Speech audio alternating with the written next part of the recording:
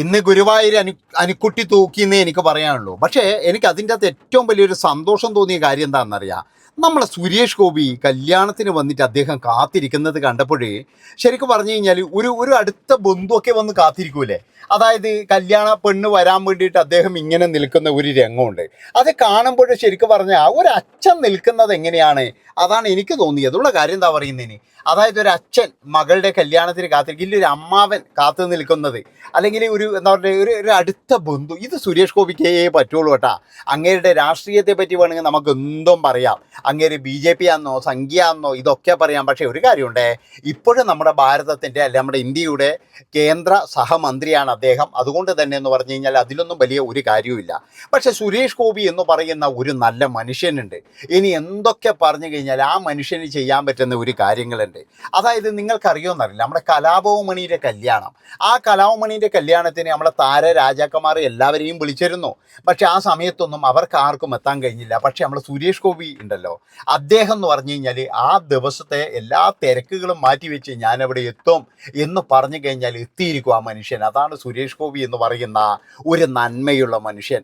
പല സന്ദർഭങ്ങളിലും പല കാര്യങ്ങളും ഇങ്ങനെ ചെയ്തിട്ടുണ്ട്, നമുക്ക് എല്ലാവർക്കും അറിയാം. അതായത് പല സഹായങ്ങളും ചെയ്തിട്ടുണ്ട്. പിന്നെയെന്ന് പറഞ്ഞു കഴിഞ്ഞാൽ ഒരാൾ പോലും ചെയ്യാത്തൊരു പരിപാടി ഇങ്ങനെ ചെയ്യാറുണ്ട്. എന്താണെന്നറിയാം, ഇങ്ങേർക്ക് കിട്ടുന്ന അഡ്വാൻസ് എന്ന് ആ നിമിഷം തന്നെ 2 ലക്ഷം രൂപ എടുത്ത് നാദിർഷക്ക് കൊടുക്കും.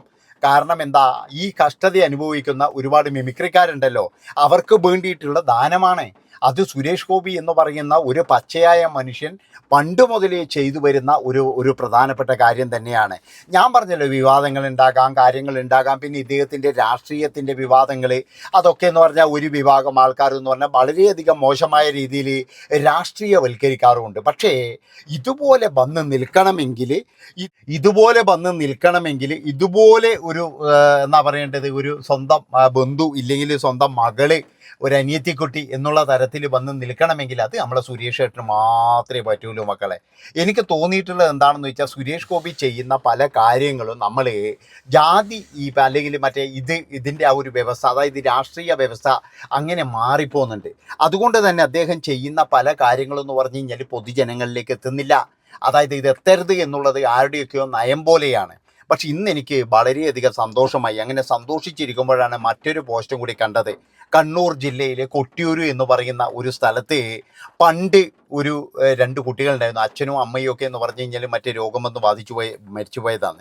അപ്പോൾ അതിനുശേഷം എന്നാണ് ഈ 2 കുട്ടികൾക്ക് രോഗമുണ്ട് എന്ന് പറയുകയും അവിടെയുള്ള മാതാപിതാക്കൾ മുഴുവൻ എന്ന് പറഞ്ഞു കഴിഞ്ഞാൽ ഈ കുട്ടികളെ സ്കൂളിലേക്ക് അടുപ്പിക്കത്തില്ല എന്ന് പറഞ്ഞ് ശാഠ്യം പിടിച്ചപ്പോഴേ സുരേഷ് ഗോപി കൊട്ടിയൂർ എന്ന് പറയുന്ന സ്ഥലത്ത് വരികയും ആ 2 കുരുന്നുകളെ അപ്പുറത്തും ഇപ്പുറത്തും തോളിലിട്ട് അദ്ദേഹം ആ ഒരു നാട്ടിലോട്ട് നടന്നിട്ട് പറഞ്ഞു, ഇതൊന്നും ഇങ്ങനെ പകരില്ല, വായുവിലൂടെ പകരില്ല. അതുകൊണ്ട് തന്നെ എന്ന് പറഞ്ഞാൽ ഈ കുട്ടികളെ പഠിക്കാൻ അനുവദിക്കണം. അവരുടെ അച്ഛനമ്മമാർ രോഗം വന്ന് ബാധിച്ചു മരിച്ചത് അവരുടെ കുറ്റമല്ല, ഈ കുട്ടികളുടെ കുറ്റമാണോടോ? ഒരിക്കലുമല്ല. അങ്ങനെ 2 കുട്ടികളെയും കൊണ്ട് സുരേഷ് ഗോപി നടന്നു നീങ്ങുന്ന ആ ഒരു ഇതുണ്ടല്ലോ, അത് തന്നെയാണ് അന്ന് സോഷ്യൽ മീഡിയ ഒന്നുമില്ല. അതാണ് നിങ്ങൾ മനസ്സിലാക്കേണ്ടത്. അത് കഴിഞ്ഞതിന് ശേഷം പിന്നീട് സുരേഷ് ഗോപി വന്നത് എവിടെയാണെന്ന് വെച്ച് കഴിഞ്ഞാൽ, അവിടെ പിന്നെ അതായത് രൂക്ഷമായിട്ട് സംഘർഷങ്ങൾ നടക്കുമ്പോഴേ ആ സംഘർഷത്തിനെതിരെ പാനൂർ ടൗണിലാണോ കൂത്തുപറമ്പിലാണോ എന്ന് എനിക്കറിയില്ല, അവിടെ ഒരു ഉപവാസം ഉണ്ടായിരുന്നു ഒരു ദിവസത്തെ സിനിമാ താരങ്ങളെ. അന്നും സുരേഷ് ഗോപി എന്ന് പറയുന്ന ഒരു മനുഷ്യൻ അവിടെ എത്തിയിരുന്നു. അതുകൊണ്ടാണ് ഞാൻ പറയുന്നത്, നമ്മുടെ ചില നേതാക്കളൊക്കെ രാഷ്ട്രീയത്തിലുപരി ഇതുപോലെയുള്ള നല്ല കാര്യങ്ങളൊക്കെ ചെയ്യുന്നവരാണ്.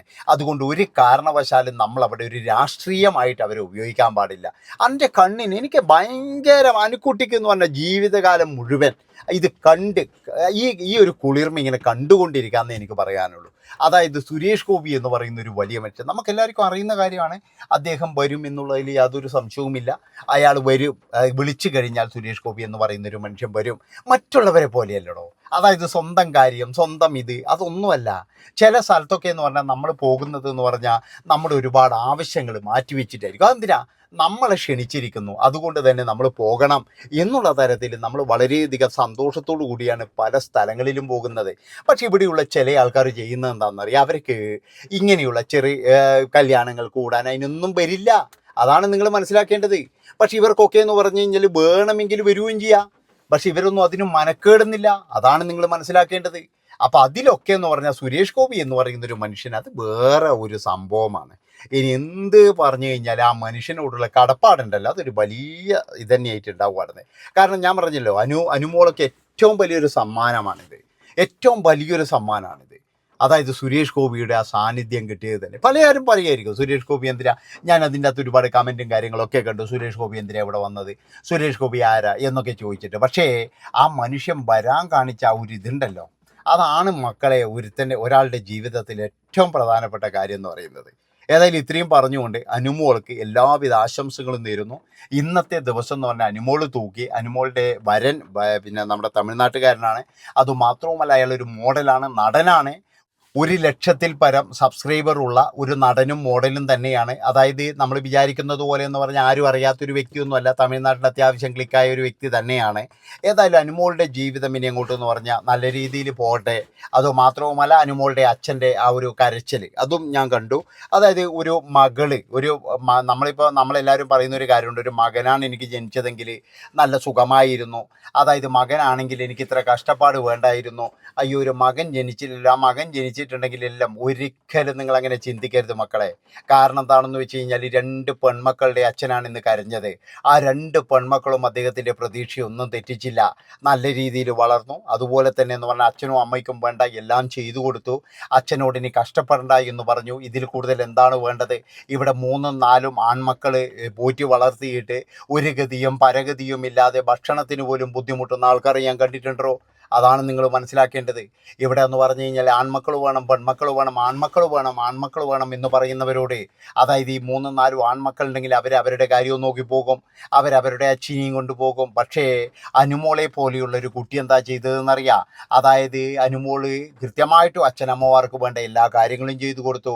ഇപ്പോഴും ബിഗ് ബോസിൽ പോയിട്ട് അവിടെ എന്ന് പറഞ്ഞു കഴിഞ്ഞാൽ നല്ല രീതിയിൽ ഇത് ചെയ്ത് വിന്നാകുകയും ചെയ്തു. അങ്ങനെ ഒരുപാട് കാര്യങ്ങൾ, നേട്ടങ്ങൾ അനുമോള് വീട്ടിൽ കൊണ്ടുവന്നിട്ടുണ്ട്. ആ ഒരു കണ്ണീര്, ആനന്ദ കണ്ണീര് തന്നെയാണ് നമ്മൾ കണ്ടത് എന്നുള്ളതാണ്. അതാണ് നിങ്ങൾ മനസ്സിലാക്കേണ്ടത്. ഒരു അച്ഛൻ എന്ന നിലയിൽ ആ ഒരു വിജയം അദ്ദേഹം അർഹിക്കുന്നുണ്ട്. അതിൽ അദ്ദേഹത്തിന് വലിയൊരു അഭിമാനമുണ്ട് എന്നാണ്. ആ കണ്ണീര് എന്ന് പറഞ്ഞൊരു അഭിമാന കണ്ണീര് തന്നെയാണ്. കാരണം അത്രമാത്രം കഷ്ടപ്പാടുകളിലൂടെ വന്നിട്ട് തൻ്റെ മകള് വിജയിയായിരിക്കുന്നു, അല്ലെങ്കിൽ തൻ്റെ മകള് തങ്ങൾക്ക് വേണ്ടി എല്ലാം ചെയ്തു തന്നു, ഇനി അവൾക്കൊരു ജീവിതം വേണം എന്നുള്ള രീതിയിൽ ഒരു നിലപാടെടുക്കുവാൻ അദ്ദേഹത്തിന് കഴിഞ്ഞു എന്നുള്ളതാണ്. ആ നിലപാടുള്ളത് കൊണ്ട് തന്നെയാണ് ഇന്ന് ആ വിവാഹം. അതുപോലെ ഞാൻ പറഞ്ഞല്ലോ, ഇന്ന് സോഷ്യൽ മീഡിയ മുഴുവൻ അനുമോള് തൂക്കി. ബാക്കിയൊന്നും നിങ്ങൾ നോക്കണ്ട. ഞാൻ പറഞ്ഞല്ലോ ആരാധകരെ ക്ഷണിക്കാത്തതിലൊക്കെ എന്ന് പറഞ്ഞാൽ എനിക്ക് വളരെയധികം വിഷമമുണ്ട്. കാരണം എന്താ വെച്ചാൽ ആരാധകരെ നമ്മൾ ഒരിക്കലും വിട്ടു കൊടുക്കാൻ പാടില്ല. കാരണം അവരാണ് നമ്മൾ വളർത്തുന്നത്. അതുകൊണ്ട് തന്നെ അവരെ ഒരിക്കലും നമ്മൾ വേർതിരിച്ച് വെക്കാൻ പാടില്ല എന്ന് മാത്രമേ എനിക്ക് പറയാനുള്ളൂ. വളരെയധികം സന്തോഷത്തോടു കൂടി സുരേഷ് ഗോപിക്കും അതുപോലെ തന്നെ എന്ന് പറഞ്ഞു കഴിഞ്ഞാൽ എല്ലാവർക്കും വളരെയധികം നന്ദി അർപ്പിക്കുകയാണ്. എൻ്റെ ചാനലിൻ്റെ വക എല്ലാവർക്കും ഞാൻ എന്താ പറയേണ്ടത്, ഒരു അഭിനന്ദനങ്ങൾ. നന്ദി, നമസ്കാരം.